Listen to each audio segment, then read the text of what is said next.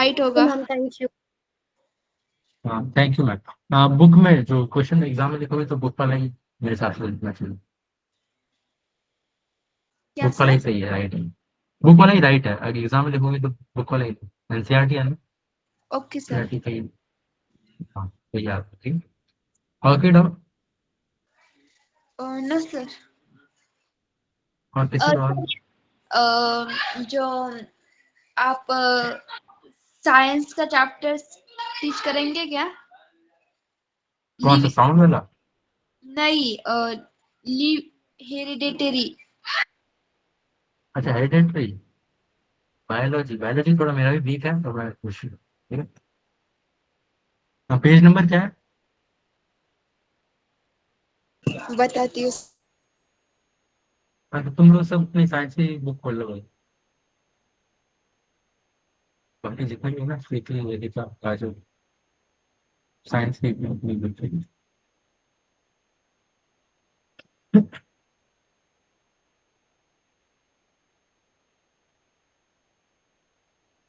और hereditary chapter पढ़ेंगे हाँ?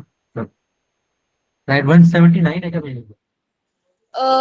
Yes sir, 179। हाँ ठीक है। सब 179 पेज नंबर पढ़ लो फिर।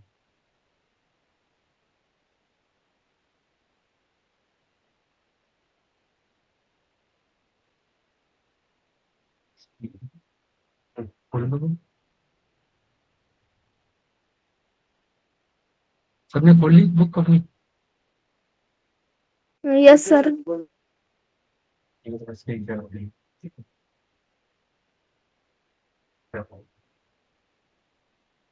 स्क्रीन दिख रही है सबको? Yes sir. Yes screen sir. दिख रही है ना? हाँ यही चैप्टर है ना, heredity and variation. Yes sir. हाँ तो ये तो एक एक्टिविटी टाइप है, जैसे ये क्लास ये तो मतलब ठीक है काम का नहीं है। यहाँ से कोई पढ़ेगा? ये कौन पढ़ेगा? सर मैं पढ़ू वेदिका। हाँ पढ़ो। Earlier, we have seen that there is great variation within every species in nature. In this chapter, we shall study the factors that give rise to these variations. हाँ मतलब ये यही लाइन कह रही है कि इससे पहले हमने पढ़ा था कि हर एक स्पीशीज में सब मतलब हर एक स्पीशीज अलग अलग होती है, सब में अलग अलग फीचर होते हैं, जैसे कोई छोटा होता है कोई बड़ा होता है, ऐसे मतलब सबके अलग अलग फीचर होते हैं। तो इस चैप्टर में पढ़ेंगे वो अलग अलग फीचर जो वेरिएशन होता है वो किस चीज़ों की वजह से आता है, मतलब किन फैक्टर्स की वजह से आता है, ठीक है। तो यहाँ से पढ़ लो। ये पढ़। The branch of biology which studies the transfer of characteristics of organisms from one generation to the next, and genus in particles particular is called genetics. New हाँ program. Pro- अच्छा ठीक है, पढ़ लो। New program is a form through the process of reproduction. Sir screen नहीं दिख रही। नहीं दिख रही? दिख रही सर। बाकी सर सर अभी दिख रही है। ठीक है। नहीं except for a new minor differences, the offspring shows great similarities with parents. Organism produced by asexual reproduction show minor variation. However, offspring produced through sexual reproduction show comparatively greater variations. हाँ तो ये यही बोल रहा है कि जो मतलब ये डिफाइन करा है जेनेटिक्स। जेनेटिक्स क्या होता है? ये ब्रांच ऑफ बायोलॉजी, मतलब बायोलॉजी की मतलब एक ब्रांच है। इसमें हम क्या पढ़ते हैं? कैरेक्टरिस्टिक। कैरेक्टरिस्टिक क्या होता है? मतलब कैसा दिखता है कोई, कैसे बाल का कलर क्या है, आंखों का कलर क्या है, वो सब characteristic of organism from one generation to the next. मतलब एक जनरेशन से दूसरी, मतलब पापा का कैसा था, फिर बेटे का कैसा, बेटे बेटे कैसा, मतलब ऐसे वो कैसे कैसे कैरेक्टरिस्टिक का चेंजेस होता है, तो उसको उस ब्रांच बायोलॉजी की जेनेटिक्स लेना, ठीक है। प्रोजेनी, प्रोजेनी क्या होता है? प्रोजेनी पता है क्या होता है? No No, sir. sir. Progeny मतलब जो पेरेंट है ना, जो उसका जो बच्चा है या फिर जो बच्चा जो मतलब वो होता है उसको प्रोजेनिक बोलते सर मराठी में पुनरुत्पादन। हैं। मराठी में मतलब जो मम्मी पापा होते हैं, जो पेरेंट्स होते हैं, उनका जो बच्चा, उसको प्रोजेनिक बोलते हैं। मराठी में आप मुझे एग्जैक्टली मुझे पता नहीं। तुम देख लो भैया, गूगल पे देख लो। नहीं सर, मैं बता रही हूँ प्रोगेनी का मतलब है पुनरुत्पादन मराठी में। अच्छा अच्छा अच्छा, ठीक है। हाँ, तो दूसरों को बता देना, मतलब पुनर्पादन मतलब होता है मराठी में इसका, ठीक है। तो ये new progeny is found through process of reproduction. Reproduction मतलब प्रोसेस है जिससे बच्चे या जो प्रोजेनी होती है वो फॉर्म होती है, ठीक है। Except for female different option through greater similarity with parents. ये लाइन ये कह रही है कि कुछ कुछ मतलब डिफरेंसेस होते हैं, पर बाकी ज्यादातर वो पेरेंट जैसे ही सेम दिखते हैं। तभी बोलते हैं ना, बच्चे और मम्मी पापा मतलब थोड़े थोड़े से काफी सेम दिखते हैं, ठीक है। तो अब इससे भी रिप्रोडक्शन के भी दो टाइप होता है। एक तो होता है एसेक्सुअल रिप्रोडक्शन, और एक होता है ये एसेक्सुअल रिप्रोडक्शन। एसेक्सुअल रिप्रोडक्शन में एक ही पेरेंट चाहिए होता है। जो है ना, पेरेंट्स उसको एक ही चाहिए होता है। जो सेक्सुअल रिप्रोडक्शन है उसमें दो पेरेंट्स चाहिए होता है, ठीक है। जैसे ये सेक्सुअल रिप्रोडक्शन में क्या होता है, जो ऑर्गेनिज्म उससे प्रोजेनी आती है ना, उनके वेरिएशन कम होता है। मतलब वो बहुत ज्यादा सेम होता है पेरेंट्स से, क्योंकि एक ही पेरेंट है, तो उसी के जीन्स कॉपी कॉपी हो रहा है। तो कोई डिफरेंस ज़्यादा रहता है नहीं, वरना इसमें सेक्सुअल रिप्रोडक्शन में दो पेरेंट होता है। तो दो पेरेंट से दोनों का जीन्स का मिसमैच होके थोड़ा अलग हो जाता है, वेरिएशन बढ़ जाता है। इसलिए वेरिएशन बढ़ जाते हैं इस टाइप में, ठीक है। तो अब ये ऑब्जर्व, ये मतलब पढ़ रही बात खुद से ही पढ़ रहे हो, इसे carefully observe your classmates year lobes. जैसे अपने कान के ये देखो ना, ये अब ईयर लोगों का अलग अलग होता है। किसी का ऐसे वाले कान होता है, किसी का ऐसे ऐसे कान होता है। अब ये वही जेनेटिक्स में होता है कि किसी का विवाह ऐसे कान थे तो ऐसे कान है। ये मतलब सबके अलग अलग हैं, तो ये कैरेक्टरिस्टिक है। फिर फेशियल फीचर्स, ये भी कैरेक्टरिस्टिक है। हेयर लाइन, तो बाल कितने मतलब कैसे बाल हैं आगे से, इस तरह से बाल कैसे, ये सब ये कैरेक्टरिस्टिक्स है, ठीक है। फिर अब ये कौन पढ़ेगा? इनहेरिटेंस का मतलब क्या है? अच्छा, इनहेरिटेंस। इनहेरिटेंस मतलब वही जो जीन्स पेरेंट से ले रहे हैं ना, वो लेने को इनहेरिटेंस होता है। जैसे इनहेरिटेंस वो भी तो होती है ना, प्रॉपर्टी और उनकी, पेरेंट्स अपने बच्चों को अपनी चीज दे रहे हैं, तो वो इनहेरिटेंस होती है। तो इसमें बायोलॉजी में जीन्स के रिस्पेक्ट में है। बाकी इकोनॉमिक्स में वो प्रॉपर्टी प्रॉपर्टी होता है। इसमें मतलब जो जीन्स है वो इनहेरिट करता है हम पेरेंट्स, ठीक है। अब ये कोई दूसरा और कौन पढ़े, कोई और पढ़ेगा? कौन पढ़ेगा? सर मैं पढ़ूँ? तुमने तो अभी पढ़ा, कोई और पढ़ लिया ना, फिर वापस अगली बार करो, किसी और को पढ़ना। Heredity.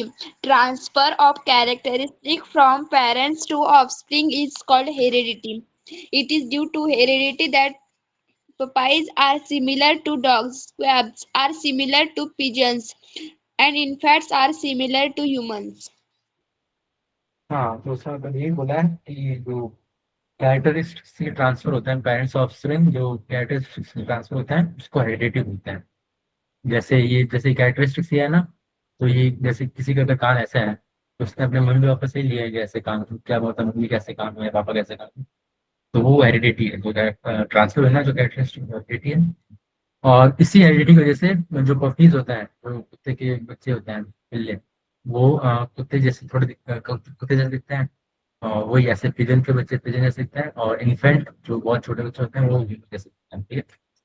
तो अब ये पढ़ लो आगे से।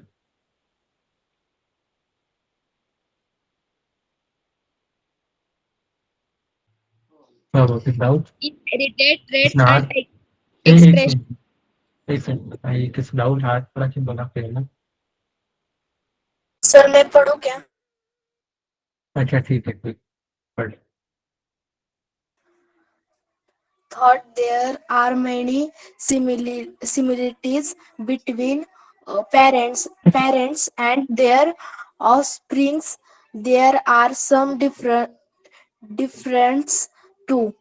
These similarities and differences are all the elect of heredity.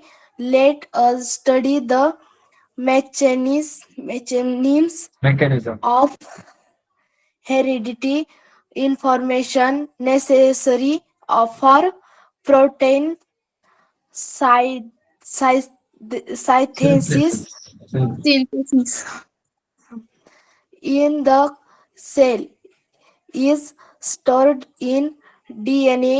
The segment of DNA which contains all the information for synthesis is a particular protein in called a gain. For then protein, it is necessary to know the relationship relationship Relationship. हाँ मुझे जरा ही हाँ कोई नहीं of the proteins with the characteristics क्या है sir characteristics of organisms.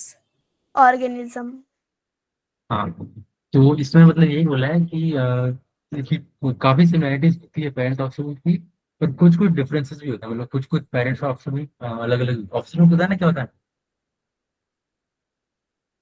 Offspring मतलब वही प्रोजेनी, जो बच्चे होते हैं उसको ये प्रोजेनी का ना ये सेम ही होता है ऑफस्प्रिंग प्रोजेनी, सेम ही शब्द है मतलब सेम ही शब्द अलग अलग है, ठीक है। तो पेरेंट्स ऑफस्प्रिंग के कुछ कुछ सिमिलरिटीज होती है, डिफरेंसेस भी होते ही है, ठीक है। तो ये सिमिलरिटीज और डिफरेंस किसकी वजह से होता है? हेरिडिटी की वजह से। ये जो जीन्स और कैरेक्टरिस्टिक्स मिक्स मैच हो जाता है ना, तो कुछ सिमिलरिटी आती है, डिफरेंस आ जाता है, इसलिए ये होता है। तो इसको मतलब हेरिडिटी का मैकेनिज्म क्या है? तो information necessary for potential cell store in DNA, जो मतलब प्रोटीन सिंथेसिस, प्रोटीन पता है ना क्या होता है? प्रोटीन प्रोटीन सिंथेसिस मतलब वही प्रोटीन को कैसे मतलब बना रहे हैं, जैसे प्रोटीन किसमें काम आता है? ग्रोथ और इसमें काम आता है। तो हाइट के लिए वो इन्फॉर्मेशन, वो सब हाइट या फिर कैसा कैसे बाल है, कैसे शक्ल है, वो कैसा मुंह है, ठीक है। तो वो सब इन्फॉर्मेशन किस में स्टोर होती है? डीएनए में स्टोर होती है। और जो डीएनए का जो सेगमेंट, जो छोटा सेगमेंट होता है, इसमें सारी इन्फॉर्मेशन होती है सिंथेसिस एक पर्टिकुलर प्रोटीन की, उसको जीन बोलते हैं। तो जैसे अगर डीएनए बड़ा पार्ट है, तो जीन उसका छोटा सा पार्ट है जो एक पर्टिकुलर प्रोटीन के बारे में इन्फॉर्मेशन रखता है कि कैसा कैसा कि लंबा है, छोटा है, ऐसे इन्फॉर्मेशन एक जीन के अंदर होता है। तो यही it is necessary to know the relationships of these protein of organisms. तो यही बोला है कि ये बस हमें रिलेशनशिप जानना है प्रोटीन्स और इसके कैरेक्टरिस्टिक, जो ये जीन्स है और कैरेक्टरिस्टिक्स, इनके बीच में मतलब क्या है कि ये डीएनए कैरेक्टरिस्टिक को डिफाइन करते हैं, ये होता है मतलब वो सब हमें जानना है, इससे पता चल जाएगा कि हेरिडिटी कैसे ट्रांसफर होती है, ठीक है। तो ये पढ़ लो कोई। सर मैं पढ़ू वेदिका. हाँ ठीक है, ये यहाँ से। हाँ The understand the concept for heredity, let us consider the characteristic plant height. We know that there are growth hormones in plants. Increase in height of plants depends upon the quantity of growth hormones. The quantity of growth hormones produced by a plant depends upon efficiency of the concerned enzyme. Efficient enzymes produce a greater quantity of a hormone due to which the height of the plants increases. However, if the enzymes are less efficient, a smaller quantity of hormone is produced, leading to a stunting of the plant. हाँ, इसमें मतलब इसमें बस example देके समझा दिया है। जैसे कैरेक्टरिस्टिक इन्होंने ले ली प्लांट की हाइट, जैसे कोई भी प्लांट है उन्होंने कैरेक्टरिस्टिक उसकी हाइट ली, ठीक है। अब इन्होंने एग्जांपल से बताया कि ग्रोथ हार्मोन्स या जो हेरिडिटी है उससे हाइट कितनी डिपेंड करती है। तो ये increase in height depends upon the quantity of growth hormone. मतलब ये जो प्लांट की हाइट होती है वो किस पे डिपेंड करती है? जो ग्रोथ हार्मोन है वो कितने सिक्रीट होंगे, कितने निकल रहा है, ज्यादा होने तो लंबा आएगा, कम होगा तो हाइट छोटी रहेगी, ठीक है। तो the quantity of the growth hormone produced depends upon efficiency of concerned enzyme। इसमें ये बोला है जो कितनी क्वांटिटी मतलब कितना ग्रोथ हार्मोन निकल रहा है वो किस पे डिपेंड करता है? एफिशिएंसी किसकी? एंजाइम की। जो एंजाइम से ग्रोथ हार्मोन निकल रहा है, एंजाइम मतलब एंजाइम पता नहीं क्या होता है? No, sir. एंजाइम शायद पहले वाले चैप्टर्स में भी आया होगा, वो डाइजेशन वाला चैप्टर नहीं है तुम्हारा? क्या सर? डाइजेशन वाला चैप्टर है क्या तुम्हारा?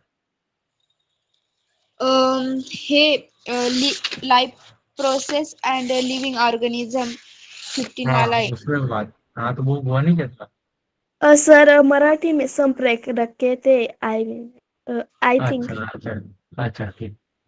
हाँ तो एंजाइम को मराठी में क्या बोलते हैं?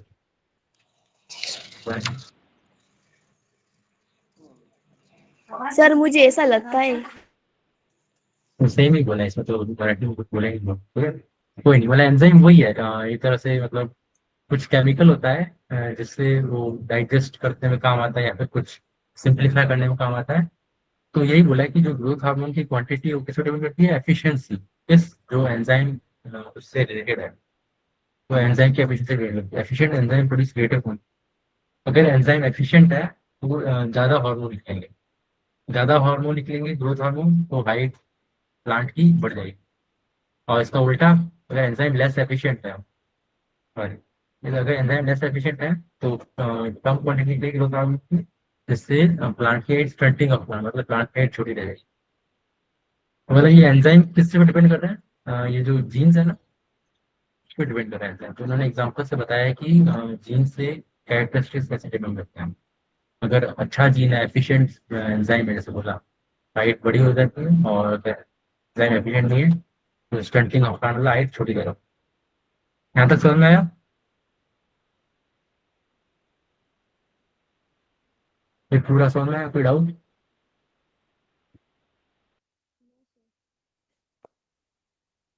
Hello. No sir, no sir. ठीक है। और किसी को तो कोई डाउट नहीं? ठीक है। हाँ क्रोमोसोम्स, ये कौन पढ़ेगा? सर मैं पढ़ू वेदिका। हाँ ठीक है। The structure in the nucleus of cells that carry the hereditary characteristics is called the chromosome. It is made up mainly of nucleic acid and proteins. During cell division, chromosomes can be clearly seen under the compound microscope. Genes, which contain the information about hereditary characteristics encoded from, are located on chromosomes. Each species has a specific number of chromosomes.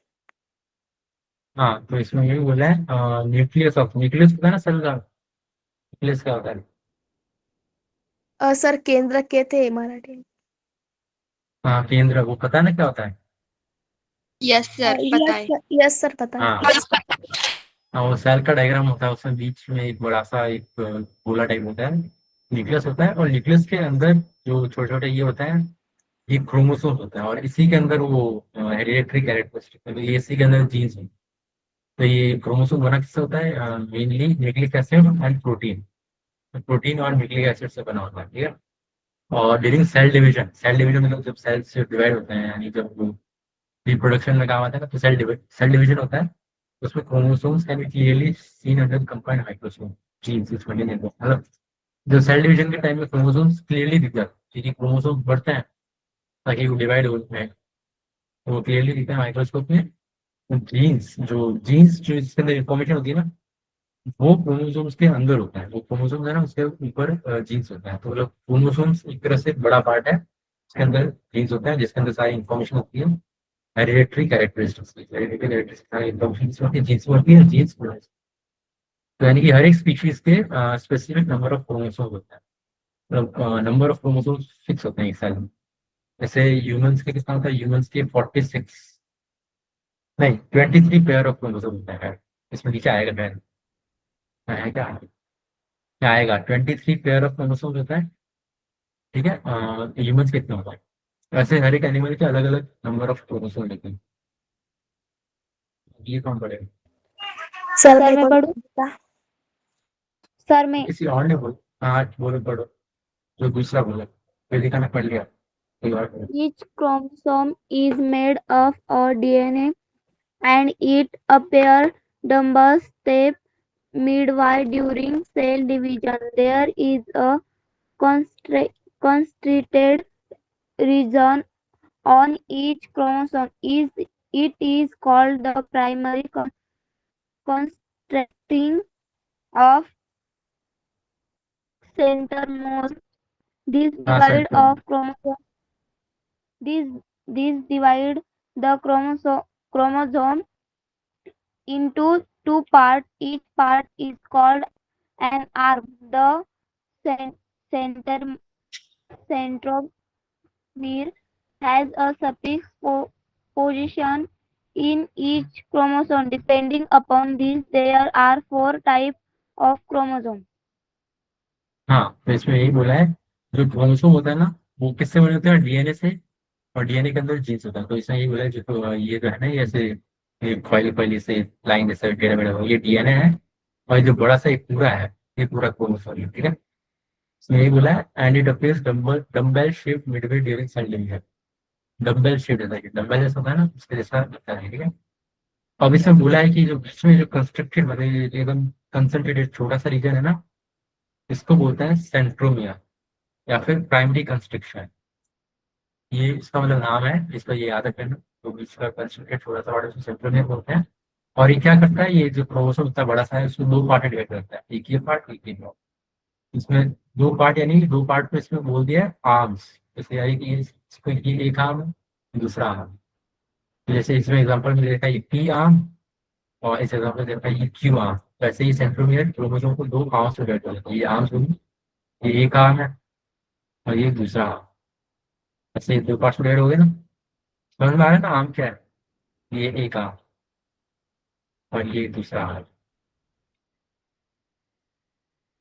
जैसे इसको मैं diagram से बताऊँ ना। हाँ, screen दिख तो रही है ना? Yes, sir. हाँ, तो जैसे डायग्राम से बताऊँ तो ये डायग्राम से थोड़ा डायग्राम गंदी है थोड़ी ड्राइंग, तो ठीक है। ये एक काम हुआ, रेड में है जो ये काम, और जो ब्लू में है ये दूसरा काम। और जो बीच में ये जो है ना, ये एरिया, इसको बोलते हैं सेंट्रोमियर। सर मराठी में गुणसूत्र बिंदु। हाँ, वो चित्र बिंदु सब लोग ये बोले लिख लो यार। किताब में होगा, तुम्हारी किताब में लिखा होने का है कि? Yes sir. सर मैं हाँ, मराठी मीडियम की हूँ ना, इसलिए। तो किताब क्या मराठी में है इंग्लिश में? नहीं नहीं सर, मैं मराठी मीडियम में हूँ, इसलिए मेरी किताब मराठी में। अच्छा, बोला समझ में तो आ रहा है ना, पर ये जो इस किताब में जो लिखा है। यस सर, थोड़ा थोड़ा। सर आप हाँ, तो यही। एक्सप्लेन कर रहे हैं। हाँ, तो वही है, ये तो अभी बस इन्होंने बस नाम दे रखा है, मतलब कुछ वैसा कुछ दिया नहीं। इसमें बोला एक क्रोमोसोम है, बीच का पार्ट सेंट्रोमियर होता है, और ये एक आर्म, ये दो आर्म में डिवाइड कर देता है। एक आर्म दो आर्म, तो बस ये मतलब नाम बस लेबलिंग कर दी, ठीक है। अब इन्होंने बोला है इसकी वजह से क्रोमोसोम को चार टाइप से डिवाइड कर देता है। तो अब इसमें आएंगे टाइप्स ऑफ क्रोमोसोम, ये चार टाइप्स हैं। पढ़ लो पहले तो, ये पहले यहीं से पढ़ लो। सर मैं पढ़ू वेदिका। आप पढ़ो। Sir, मेटासेंटर metacentrics, the centrometer in exactly at the midpoint in this chromosome, and therefore the chromosome looks like the English letter V. The arms of this chromosome are equal in length. हाँ, तो इसमें जैसे हमने जो diagram है ना, ये एक मेटासेंट्रिक टाइप का ही है।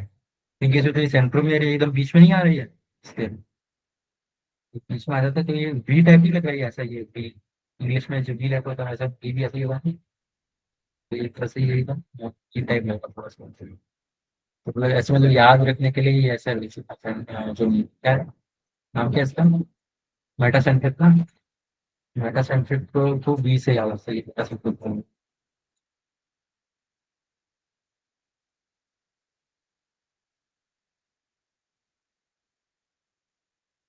ठीक है।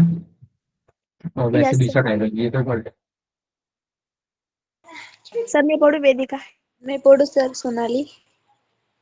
ऐसे एक बार एक ये पढ़ेगी वेदिका, ये पढ़ेगी। पहला सोनाली, फिर वेदिका, फिर सोनम, ठीक है? फिर सोनाली की Okay, बारी, sir. आप ठीक है। Yes, sir. The centromere is somewhere near the midpoint in this chromosome, which therefore looks like English letter L.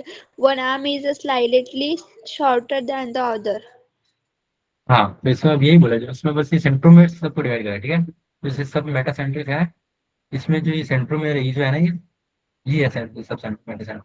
इसमें ये है कहीं बीच में, और ये एग्जैक्टली बीच में नहीं, जैसे इसमें एग्जैक्टली बीच में आया था ना, ऐसे जैसे मेटासेंट्रिक ऐसा दिखता है, ठीक है? ये ऐसा दिखता है। सब मेटासेंट्रिक में क्या होता है, ये एग्जैक्टली बीच में नहीं आता, ये कहीं आता है बीच में, तो ये इसलिए इसकी वजह से ये एल जैसे दिखता है। तो एक लाइन बड़ी हो जाती है, एक छोटी हो जाती है, इसमें दोनों बराबर होता है, इससे एक बड़ा एक छोटा होता है, तो ये होता है सब मेटासेंट्रिक, ठीक है? अब वेदिका पढ़ो यार। Acrocentric.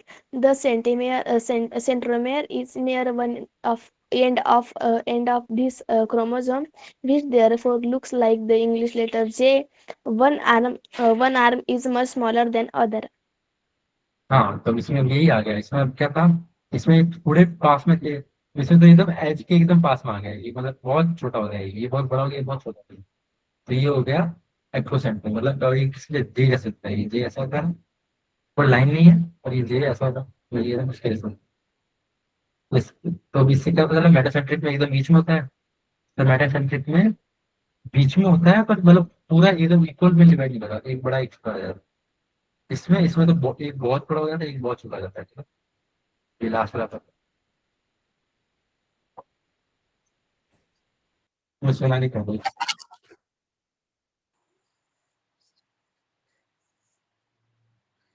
Sir, Sonali पिता ने. Telocentric. The रही। The centromere is right at the end of these chromosomes, making the chromosomes look like the English letter I. This chromosome consists of only one arm.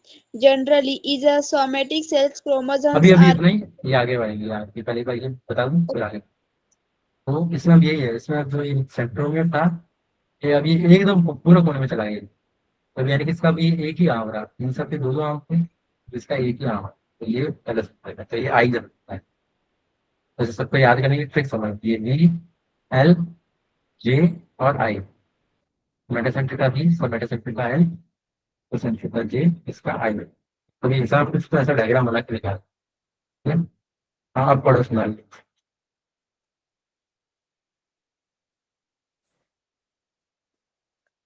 Sir, मैं पढ़ूँ क्या? sir तुम्हारी क्या mobile mobile hang हो रहा था ना, इसलिए वो टाइम लग रहा है। Generally is somatic cells chromosomes are in pairs if the pairs consist of similar chromosomes by shape and organization. They are called homologous chromosomes, and if they are not similar, they are called heterologous chromosomes. In case of organisms that reproduce sexually, one of the chromosomal pairs is different from all than other. Chromosomes of these different pairs are called sex chromosomes or allosomes, and all other chromosomes are called autosomes. हाँ, तो इसमें ये बोला है कि somatic cell, somatic मतलब जो normal multi organism के सेल होते हैं, उनके क्रोमोसोम्स पेयर होते हैं, जैसे मैं बोला था ना 23 पेयर होते हैं इंसान, ऐसे ही जो ये जो क्रोमोसोम होता है ना, ये सब पेयर में होते हैं, ये एक अकेला ऐसे नहीं होता, सब पेयर मतलब दो दो साथ होते हैं, ठीक है? ये पेयर में रहता है। if the pair consists of similar chromosomes that shape and organize, therefore homologous, मतलब अगर पेयर में दोनों सेम टाइप के हैं क्रोमोसोम, मतलब शेप और जो अंदर ऑर्गेनाइजेशन, जो अंदर जो शेप और ऑर्गेनाइजेशन है, तो दोनों सिमिलर है यानी सेम आएगा, तो उनको होमोलोगस क्रोमोसोम्स कहते हैं। और अगर सेम नहीं है तो उसको हेटेरोलोगस क्रोमोसोम्स कहते हैं, ठीक है? अब इसमें इन्होंने एक और बात बोली कि अगर in case of organism that reproduce sexually and the chromosomes very different from all the others, उन्होंने इसमें बोला कि जो सेक्सुअली रिप्रोडक्शन करते हैं ना, जो ऑर्गेनिज्म, उनका जो एक क्रोमोसोम पेयर होता है वो बाकी सारे क्रोमोसोम पेयर से अलग होता है। उस क्रोमोसोम पेयर को जो डिफरेंट है उसको एलोसोम, एलोसोम या फिर सेक्स क्रोमोसोम, एलोसोम, ठीक है? और जो बाकी जो अलग है, जो दूसरे सेम सेम है, ठीक है, उनको ऑटोसोम, मतलब ये सब नेम्स दे रखा है, ये मतलब ये डेफिनेशन है, ये सब याद रखना, ठीक है? कि सिमिलर शेप और ऑर्गेनाइजेशन तो नॉट सिमिलर तो ठीक है? Sir, हेटेरोलॉजिस्ट मतलब क्या होता है मीनिंग? मतलब हेट्रोलॉजी से दो शब्द से बना है। होमो मतलब सेम होता है, तो वैसे ही हेट्रो मतलब नॉट सेम, मतलब डिफरेंट। यानी कि अगर क्योंकि इसमें सेम सेम आ रहे हैं तो इसलिए इसको होमोलॉगस बोलते हैं। इसमें नॉट सिमिलर डिफरेंट आ रहा है तो इसको हेट्रोलॉजिस्ट बोलते हैं। ऐसा तुमने होमोजीनियस मिक्सचर भी पढ़ा होगा ना, क्या नहीं पढ़ा? ऐसे क्या सर? होमोजीनियस मिक्सचर सुना है? Yes sir. हाँ, तो उसमें भी यही होता है ना, होमोजीनियस मिक्सचर मतलब सब इक्वली मिक्स होता है अंदर, मतलब सब एकदम बराबर से सेम सेम। तो वो होमोजीनियस मिक्सचर होता है जो, और जो डिफरेंट डिफरेंट होता है, मतलब जो अलग सही से डिजोल्व नहीं होते हैं, इनको हेट्रोजीनियस मिक्सचर होता है। मतलब यही है, होमो मतलब सेम, हेट्रो मतलब डिफरेंट, ऐसे नाम है। Okay sir. ठीक है? आप ये पढ़ लो, वेदिका पढ़ लो। सर मैं सर ओके मैं सर। हाँ, सर मैं वेदिका। और कौन क्रोमोसोम्स। बोल, कोई और नहीं होगा। अगली बारी वो पढ़ लो, तो पूरा कुछ वेदिका पढ़ दी, अगला आप पढ़ लो। Chromosomes are mainly made up of DNA. Uh, this acid this acid was discovered by the Swiss biochemist Friedrich Michel in 1869 whilst studying white blood cells. Initially, the acid was reported to be only in the nucleus of cells. Hence, it was named nucleic acid. However, is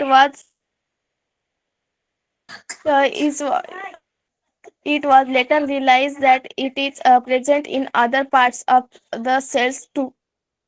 Molecules of DNA are present in all organisms from viruses and bacteria to human beings. These molecules control the functioning, the growth and division, reproduction of the cell and are therefore called master molecules. इसमें यही बोला है कि chromosome में परमिटली किससे बनाते हैं, DNA से। जैसे एक डायग्राम था ना, ये क्रोमोसोम है, इसके अंदर ये धागा धागा जैसा ये करवाएगा, ये डीएनए होता है। तो ये बोला है कि जो क्रोमोसोम होता है मेनली डीएनए से बना है। और डीएनए एक एसिड है, जो डीएनए है ना, ये एक एसिड है। और ये एसिड कैसे डिस्कवर करा था, ये स्विस बायोकेमिस्ट, ये कोई नाम है फ्रेडरिक मिशेल। मतलब नाम ये तो रटने के लिए वैसे याद है तो, ये इसने I study white blood cell, और इसका आपको पता है उसमें डिस्कवर करा। पहले इस एसिड को only report only nucleus of, पहले उसको बोला था कि ये एसिड है ये सिर्फ न्यूक्लियस में मिलता है सर, और कहीं नहीं मिलता। तो इसलिए इसको न्यूक्लिक एसिड। फिर बाद में पता चला कि जो ये है ये एक अलग दूसरे पार्ट से जुड़ा सर, तो फिर इसका नाम चेंज किया, लेकिन अच्छा दूसरा नाम रखते डीएनए बना। हमारे तो फिर DNA present in all organism virus DNA. समझ मिला कि जो ये डीएनए है, जो ये एसिड डिस्कवर करा था, ये सब ऑर्गेनिज्म होता है, चाहे वायरस हो, बैक्टीरिया हो, ह्यूमन बींग्स हो, इंसेक्ट हो, एनिमल हो, इसमें सब में डीएनए तो होता है। तो इसलिए इस डीएनए को देखिए बहुत इंपॉर्टेंट होता है फंक्शनिंग ग्रोथ और डिवीजन के लिए सेल के लिए। इसलिए इसको मास्टर मॉलिक्यूल भी बोलते हैं, डीएनए है ना, तो मास्टर मॉलिक्यूल भी है। तो पूछिए मास्टर मॉलिक्यूल क्या होता है, तो डीएनए के मॉलिक्यूल भी होता है। देखिए वो कंट्रोल करता है फंक्शनिंग ग्रोथ और डिवीजन, डेफिनेशन इसकी ऐसे है। मास्टर मॉलिक्यूल क्या है, डीएनए मॉलिक्यूल क्या करते हैं, और ये करते हैं। अब जो दूसरा बोला था किसमें पढ़, हाँ बोला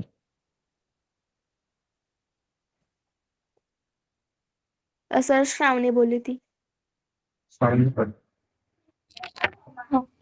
The structure of the DNA molecule is the same in all organisms. In 1953, Watson and Crick produced a model of the DNA molecule. As prior, this model two parallel threads of nucleotides are coiled around each other. This ornament is called a double helix. This structure can be compared compared with a clothed and flexible ladder. Flexible ladder.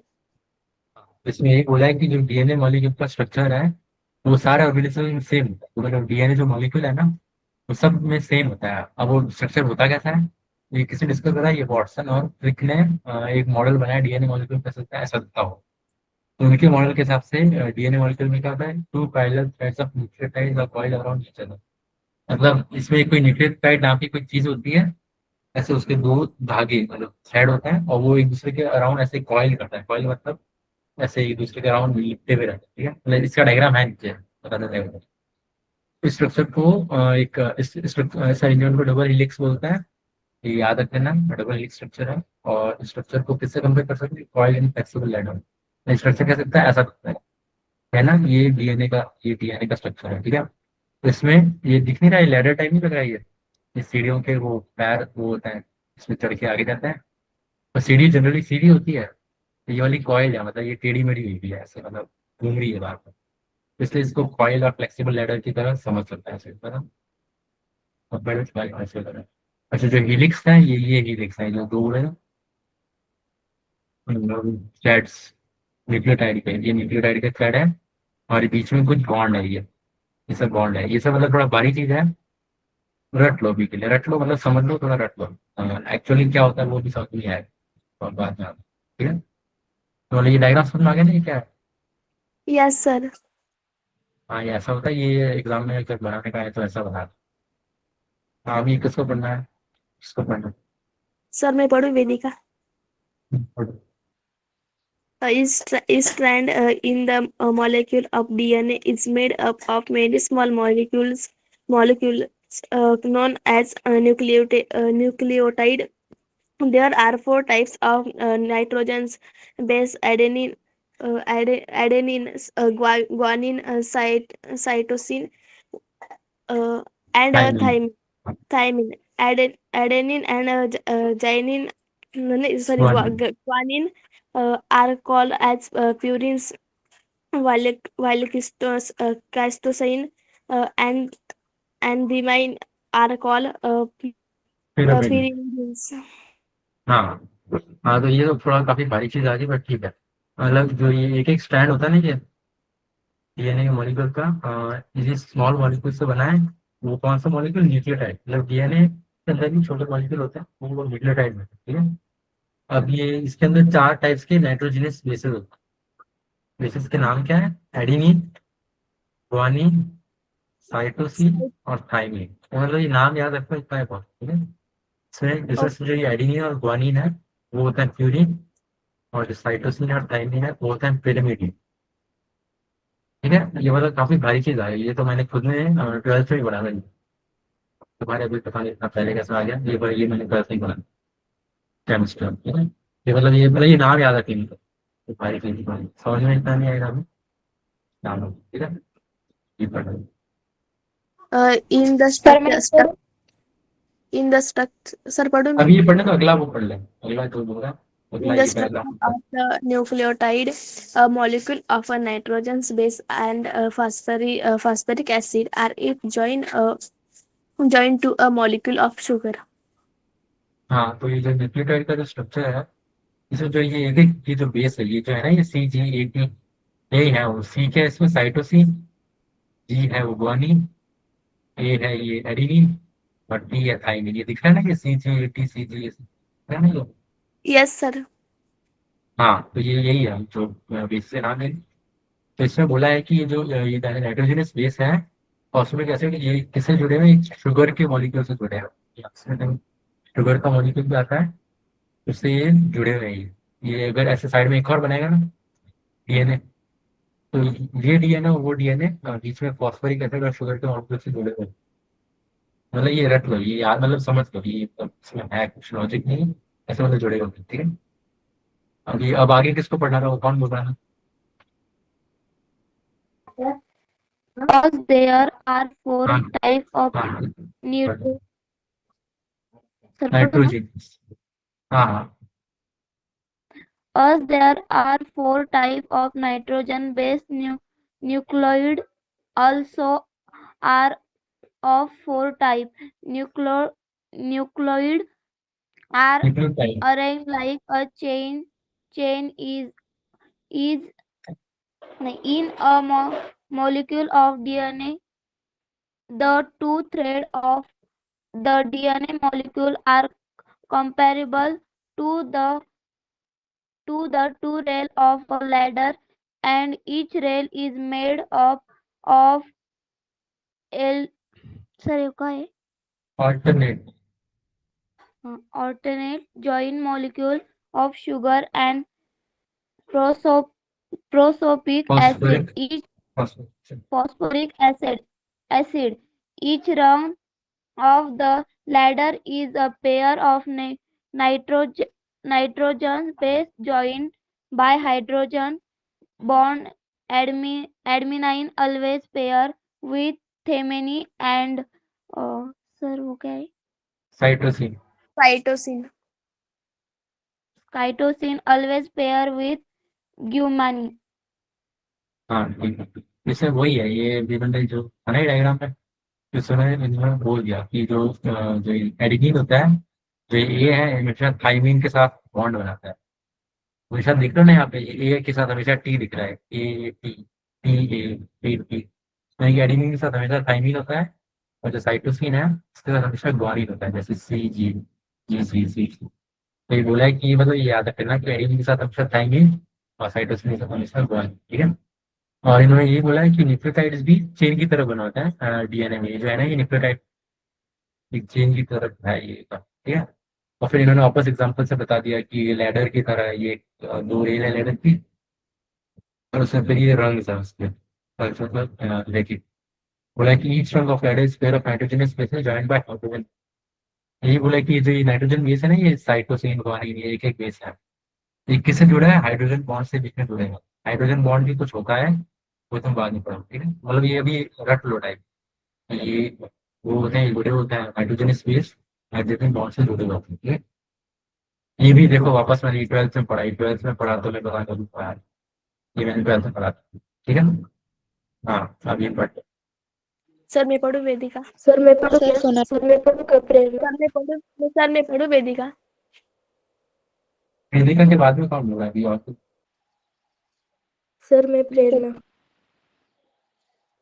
हाँ तो प्रेरणा तुम, वेदिका ने बहुत पढ़ी।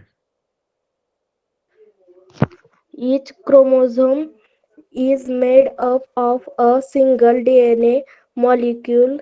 Segments of the DNA molecule are called genes.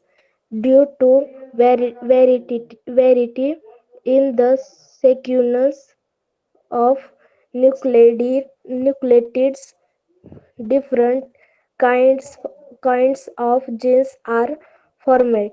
These genes are arranged in a line. Genes control the structure structure structure structure structure, हाँ and structure and function for of the of the cells and of the body. Also they transmit the hereditary sir वो क्या है?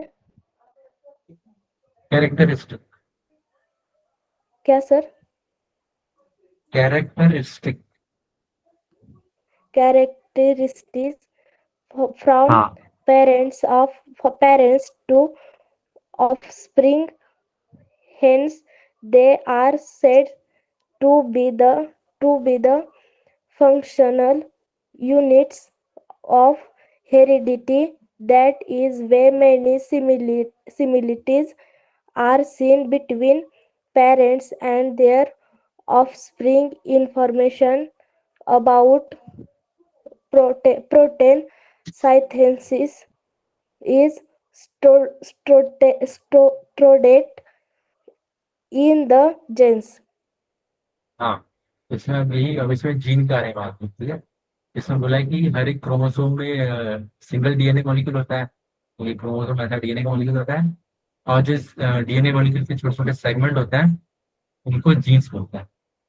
और इस nucleotide की variety की वजह से, मतलब ऑर्डर देखो ना, कितने सारे अलग अलग ऑर्डर बन सकते हैं, सी जी ऐसा है, जी सी उल्टा कर दो, उल्टा कर दो, तो मतलब ऐसे बहुत सारे इसके पेड़, बहुत सारे ऑर्डर बन सकते हैं।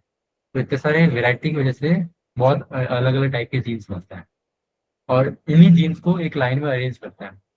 और ये यही जीन्स होते हैं जो सेल्स होते हैं ना, उनका स्ट्रक्चर और फंक्शन यही कंट्रोल करते हैं। मतलब ये एक तरह से उनके ब्रेन की तरह है, वो कैसे दिखेंगे, कैसे काम करेंगे, वो कंट्रोल कौन करता है, जीन्स पर। ठीक है। और also they transmit the hereditary characteristics of parents to offspring. यही बोला है कि ये जो जीन्स होते हैं ना, छोटे छोटे जो डीएनए में दिख रहे हैं इसमें, पर जो छोटे छोटे पार्ट्स होते हैं डीएनए के, वो ही ट्रांसमिट करते हैं जो हेरिडिटरी कैरेक्टरिस्टिक। कैरेक्टरिस्टिक देखे थे ना ऊपर, कि ईयर लोब्स कैसे होता है, बाल का कलर कैसा होता है, हाइट कैसी होती है। तो यस ये सर। जो कैरेक्टरिस्टिक्स, हाँ, तो ये जो कैरेक्टरिस्टिक्स होता है, ये जीन्स ही ट्रांसमिट करता है पेरेंट्स से ऑफस्प्रिंग। तो जीन्स का दो काम होता है, एक तो ये ट्रांसमिट करना हेरिडिटरी कैरेक्टरिस्टिक, और ये control structure and function of cell. तो अगर एग्जाम पूछे तो ये दो कारण होते हैं। तो इसलिए इनको फंक्शनल यूनिट्स ऑफ हेरिडिटी के फंक्शनल यूनिट्स को जीन्स कहते हैं। इसी की वजह से काफी सिमिलरिटी दिखती है पेरेंट्स और ऑफस्प्रिंग के बीच, क्योंकि वो जीन्स तो पेरेंट्स से ही होता है, और जो डिवाइड करता है तो थोड़ी तो सिमिलरिटी रहेगी, इसलिए सेम दिखते हैं पेरेंट्स और ऑफस्प्रिंग। और जो प्रोटीन सिंथेसिस होता है, उसके बारे में भी इंफॉर्मेशन किसमें स्टोर होती है, जीन्स में स्टोर होती है। तो जीन्स के तीन काम होते हैं, एक ही इंफॉर्मेशन स्टोर वाला, एक control structure and function of cell, और transmit the hereditary characteristic, read function of cell. ठीक है। अभी तक यहाँ तक समझ में आया ना, क्या चल रहा है? Yes sir. थोड़ा थोड़ा भारी है ये वाला चीज, थोड़ा मतलब भारी है। इसको मतलब रट लेना है, या फिर मतलब वही है थोड़ा बड़े बड़े टर्म्स हैं, भारी भारी टर्म्स हैं, इसको बस एक बार वापस पढ़ लेना, समझ में आ जाएगा। ठीक है। ये मैं पढ़ लेता हूँ, DNA fingerprinting. DNA fingerprinting, the sequence of genes in DNA of person, that is the genome of the person is identified, is useful to identify the lineage, to identify criminals because it is unique to every person। हाँ, तो इसमें यही बोला है कि जो DNA fingerprinting होती है वो होता क्या है। डीएनए फिंगरप्रिंटिंग में जो जीन्स होते हैं ना, जीन्स का सीक्वेंस, वो हर एक पर्सन का आइडेंटिफाई कर लेता है। जैसे ये है ना, ये सीक्वेंस हर एक पर्सन का यूनिक होता है, तभी हर एक इंसान अलग होता है दूसरे इंसान से। तो उसको आइडेंटिफाई करता है ये किसी प्रोसेस से। तो ये पता लगा लेता है कि ये पर्सन का डीएनए ऐसा है, उससे डीएनए फिंगरप्रिंटिंग होता है। अब इस डीएनए फिंगरप्रिंटिंग का काम क्या होता है, लिनिएज, मतलब आपका वो क्या खानदान कैसा है, कि पहले आप किसके, मतलब आप कहाँ से हो, कैसे हो, वो सब इससे डीएनए फिंगरप्रिंटिंग से पता लगा सकते हैं, कि क्योंकि वो देख लेते हैं कि इसके जीन्स इसके से रिलेटेड आ रहे हैं, तो ये जरूर रिलेटेड होंगे, या कुछ होंगे। और इसका क्या काम होता है, क्रिमिनल्स को आइडेंटिफाई करना, क्योंकि जैसे क्रिमिनल है, उसका कहीं खून कहीं रह गया, तो उस खून को डीएनए फिंगरप्रिंटिंग से चेक करके पता लगा सकते हैं, क्योंकि हर एक इंसान का डीएनए सबका अलग अलग होता है। तो उससे पता लगा सकते हैं कि इसका डीएनए इससे मैच कर रहा है, यानी कि क्रिमिनल होता है। तो मतलब ऐसे में काम होता है। ठीक है। यहाँ तक समझ में आया ना क्या कर रहा हूँ? Yes sir. Yes sir. Yes sir. कितना कितना बड़ा चैप्टर है? बस सही है, ठीक है। सर आपने बहुत हाँ अच्छे समझाया। हाँ, मतलब समझ में तो आ रहा है ना, अभी तक यहाँ कोई डाउट है तो पूछ लो। यस सर, समझ में आया, कोई डाउट नहीं। ये थोड़ा बड़ा चैप्टर है, ठीक है। अब हाँ, ये मतलब हाँ, ठीक है। ये एक बार भले से पढ़ लेना, ये क्योंकि मतलब ज्यादा कुछ काम का नहीं, मतलब ठीक है। ये प्रोजेक्ट बता रहे हैं कि प्रोजेक्ट में साइंटिस्ट ने क्या क्या करा, मतलब ठीक है, चैप्टर से रिलेटेड नहीं है। पढ़ना है तो एक बार पढ़ के पूछ लेना बाद में डाउट। ठीक है। यहाँ से स्टार्ट।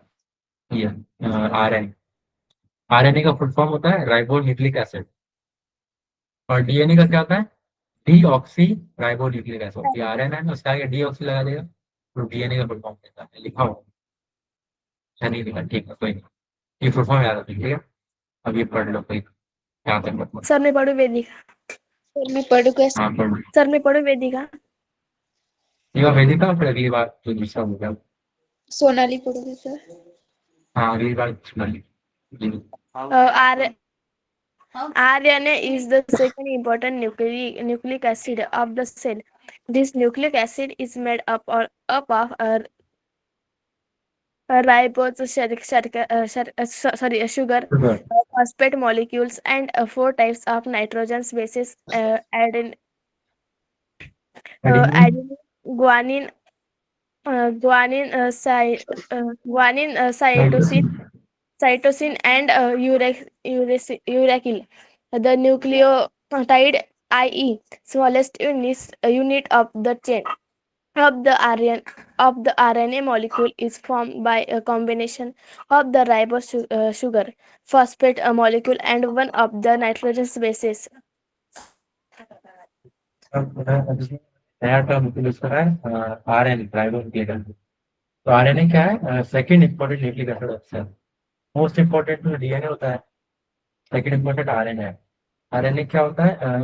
ये न्यूक्लिक एसिड से बनता है राइबोज शुगर, फॉस्फेट मॉलिक्यूल्स, और ये 4 टाइप के हेटेरोजेनियस स्पीसीज। ठीक है, राइबोज पता है ना क्या था? राइबोज पढ़ा था, याद आ रहा है?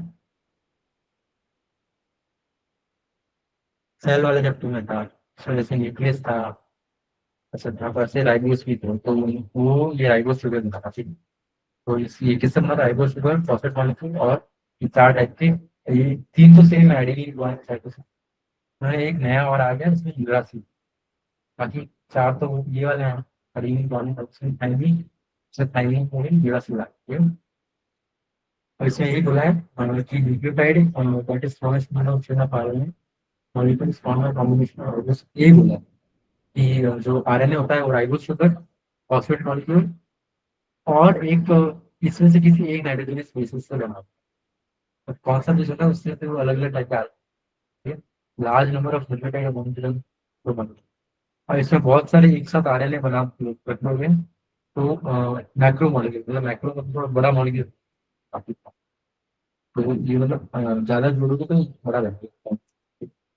आप ये यहाँ से सोनाली पढ़ रही According to function, there are 3 types of RNA. First, ribosomal RNA (RNA). The molecule of RNA, which is a component of the ribosome's organelle, is called a ribosomal RNA. Ribosomes perform the functions of protein synthesis.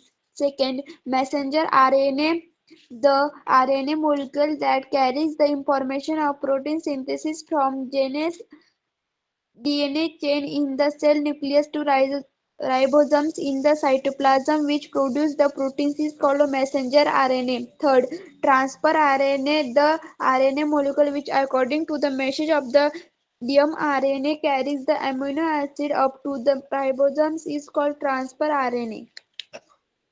है। इसमें यही बोला है 3 types के RNA दे दिया है। हाँ, एक राइबोसोमल आरएनए, मैसेंजर आरएनए और ट्रांसफर। ठीक है, तो इसमें पहले राइबोसोमल आरएनए क्या है? जो आरएनए का मॉलिक्यूल जो राइबोसोम ऑर्गेनेल है। राइबोसोम ऑर्गेनेल याद आ रहा है?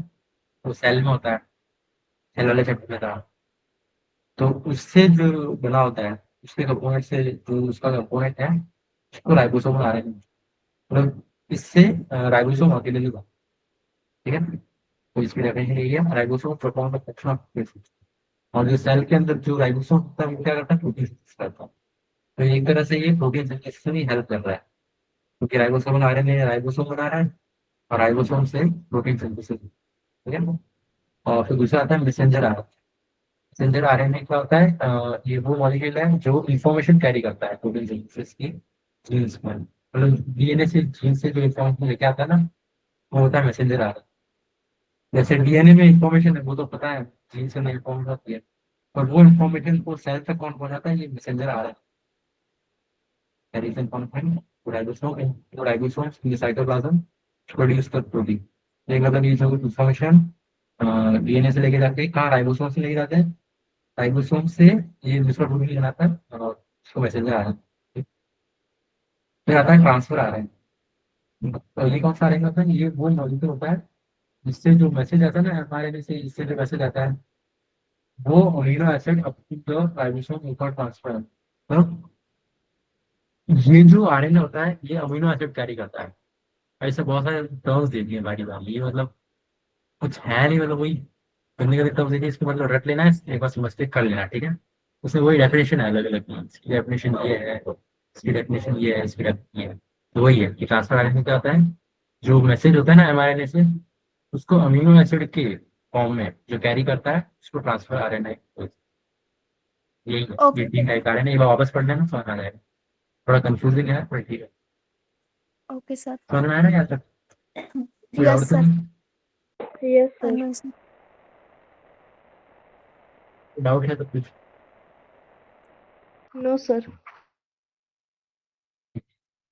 ये फिर मेंडल प्रिंसिपल ऑफ हेरिडिटी, अब थोड़ा ही चैप्टर बाकी है, आधा चैप्टर हो गया है, आधा बाकी है। तो ये तो बाद में कर लेंगे, अभी वैसे ही क्लास में कंप्लीट किया, तो ये बाद में कर लेंगे तो।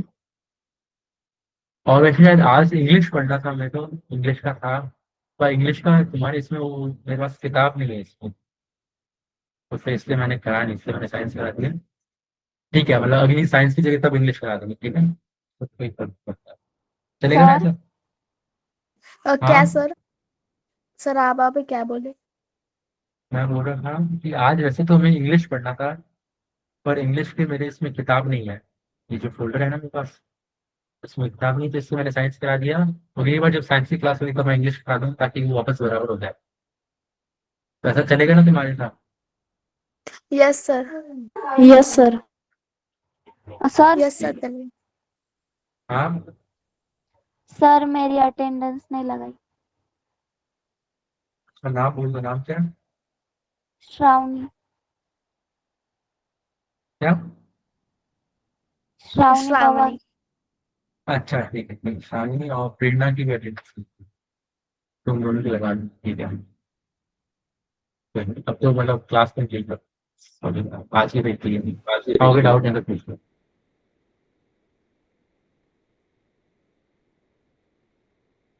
No sir, no doubt. ठीक है, बाय। हाँ, गुड इवनिंग, जी good night. Aditya, thank you everyone. Thank you ma'am, thank you sir. हम thank you sir, recording thank you ma'am. बंद कर सकते हैं नहीं, ऐसा